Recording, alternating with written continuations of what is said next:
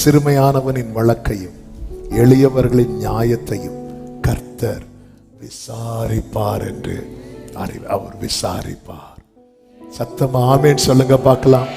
உங்க வழக்கு, உங்க நியாயம், உங்க உறவுகள் நடுவில் இந்த பூமிக்குரிய கோர்ட்ல எடுபட்டு போகலாம்.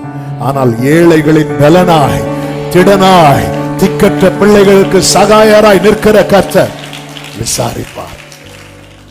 ஊரியாவுக்காக தாவீது கிட்ட விசாரித்தார். ஊரியா மரித்த போது மனைவி துக்கம் கொண்டாடினாள், அவ்வளவுதான். ஆனாலும் ஊரியாவுக்கு இப்படி நடந்ததுன்னு ஒருத்தர் கவலைப்படல.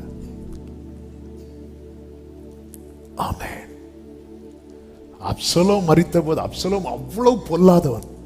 ஆனா பொல்லாதவன் மரித்த போது ராஜா உட்பட எல்லாரும் துக்கப்பட்டாங்க.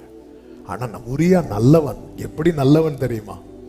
ராஜா ஒரு நிருபத்தை கொடுத்து யோவாப் கையில கொடுக்க சொல்றார். அந்த நிருபத்துக்குள்ள என்ன எழுதியிருக்கு தெரியுமா? ஊரியாவை முன்னாடி நிறுத்துன்னு. அவன் எவ்வளவு நல்லவனா இருந்திருப்பான். அந்த நிருபத்தை ஓபன் பண்ணி படிக்கல. நம்ம கையில ஒரு லெட்டரை கொடுத்து இன்னார்ட்ட கொடுங்கன்னு சொன்னா என்னவா இருக்கும்?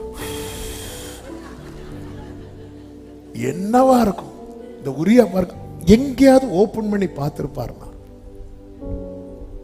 இவ்வளவு நல்லவனுக்காக தாவீது கூட துக்கப்படல. ஆனா அப்சலோம் அவன் சாக வேண்டியவன். ஆனா அவன் மரித்தது ஐயோ ஐயோ.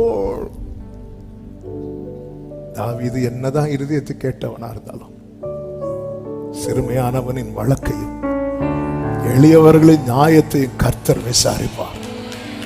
தாவீதை விட்டு லெஃப்ட் ரைட் வாங்கிட்டார். ஹல்லேலூயா. உனக்கு ஒண்ணு ஆனா கூட அழுறதுக்கு யாரும் இல்லாம இருக்கலாம். ஆனா விசாரிக்கிற ஒரு கர்த்தர் இருக்கிறார்.